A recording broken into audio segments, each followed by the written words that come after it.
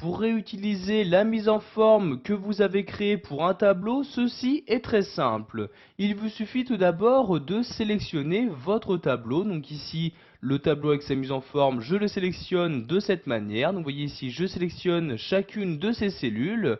Ensuite, je fais un CTRL-C donc pour copier mon tableau. Maintenant, je vais retourner dans un autre document en cliquant ici sur l'onglet Excel 2010 de la barre des tâches et je clique ici sur le classeur 1. Comme vous pouvez le voir dans ce nouveau document, je possède déjà un tableau. Donc sur ce tableau-ci, ici je souhaite lui attribuer donc la mise en forme de mon tableau précédent. Donc je clique ici tout d'abord sur la première cellule, puis je vais utiliser le collage spécial. Je clique donc ici sur cette flèche-ci et tout en bas je clique ici sur collage spécial. Apparaît maintenant donc cette fenêtre. Dans cette fenêtre, je vais ici sélectionner donc le format pour ne vraiment coller donc que la mise en forme. Donc je sélectionne ici format, puis je clique ici sur OK pour appliquer la mise en forme. Et comme vous pouvez le voir, donc automatiquement celle-ci est attribuée donc à mon tableau.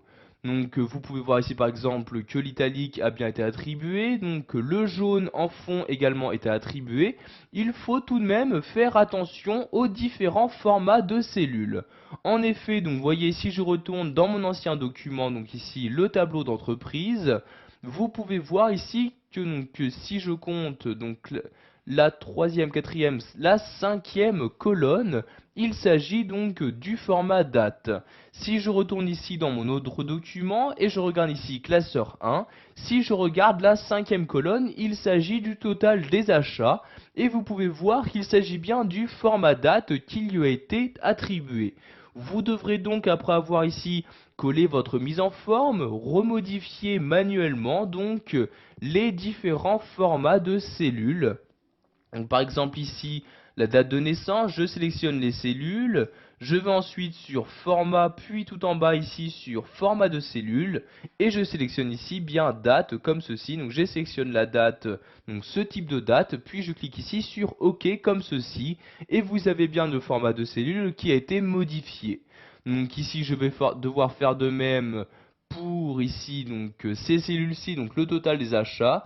Je sélectionne ici total des achats comme ceci, donc toutes les cellules correspondantes. Je retourne ici sur format, puis sur format de cellule. Et ici, je vais lui attribuer le format monétaire. Et je clique ici, donc je vais ajouter bien un symbole en cliquant sur la flèche et en sélectionnant ici le dollar. Puis en cliquant ici sur OK. Et vous avez bien donc ici les modifications qui ont été apportées.